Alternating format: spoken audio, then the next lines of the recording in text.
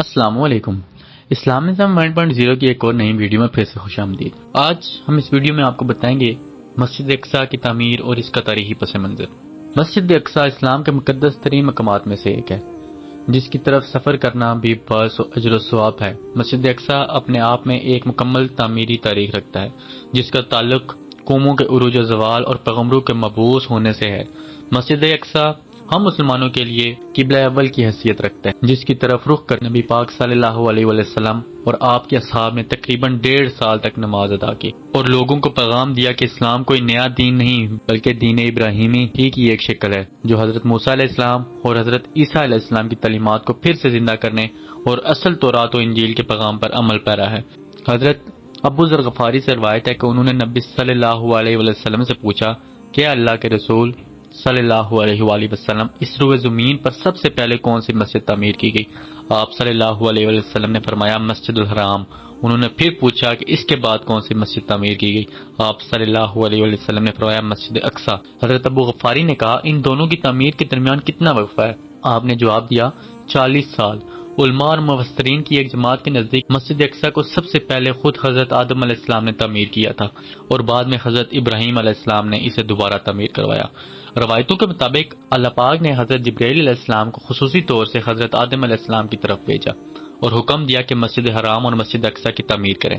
ابن حشام نے اپنی تاریخ میں لکھا کہ جب بنی اسرائیل فلسطین میں مضبوط ہوئے اور ان کی ریاست قائم ہوئی تو حضرت داؤد علیہ السلام نے بیت المقدس کی دوبارہ بنیاد رکھی اور پھر آپ کے جانشین اور فرزند حضرت سلیمان علیہ السلام نے مسجد اقصی کی مکمل تعمیر فرمائی۔ غرض یہ کہ احادیث اور تاریخی روایتوں سے یہ پتہ چلتا ہے کہ بیت المقدس کو کئی مرحلوں اور ادوار میں بار بار تعمیر کیا گیا۔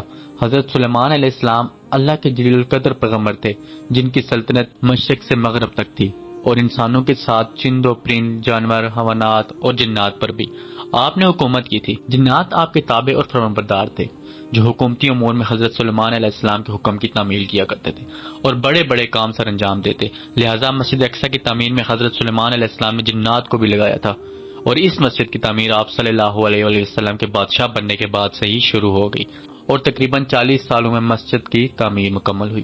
تعمیری مقام پر حضرت سلیمان علیہ السلام نے شیشے کا ایک حجرہ بنایا تھا، جس کے اندر آپ علیہ السلام عبادت کیا کرتے تھے۔ آپ علیہ السلام اپنے عصا کے سہارے کھڑے رہتے اور اللہ کی عبادت میں مشغول رہا کرتے۔ یہ عبادت طویل ہوتی تھی۔ آپ علیہ السلام کئی دن ایسے ہی کھڑے رہتے اور جنات اپنے کاموں میں مشغول رہا کرتے۔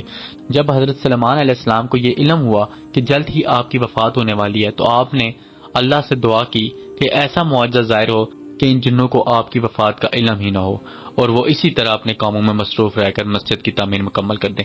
لہٰذا اسی حجرے کے اندر جب آپ عبادت میں مصروف تھے تو آپ کی روح قبض کر لی گئی، لیکن اس عصا کے سارے آپ کا جسم ویسے ہی کھڑا رہا اور جنات یہ سمجھتے رہے کہ آپ عبادت میں مشغول ہیں۔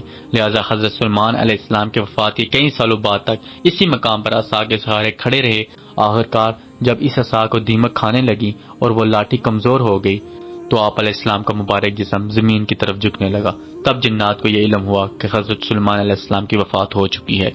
اس واقعے کو اللہ پاک نے سبا میں یوں بیان فرمایا ہے، پھر جب ہم نے ان پر موت کا حکم بھیجا تو جنوں کو ان کی موت کا علم نہ ہوا، مگر زمین کی دیمک ان کا عصا کھاتی رہی، اور جب سلیمان علیہ السلام زمین پر آئے تو جنوں پر وہ حقیقت کھل گئی۔ اگر وہ غیب جانتے تو اس خواری کے عذاب میں نہ ہوتے۔ اللہ پاک ہمیں اسلام کی تعلیمات کو سمجھنے اور ان پر عمل پیرا ہونے کی توفیق عطا فرمائے۔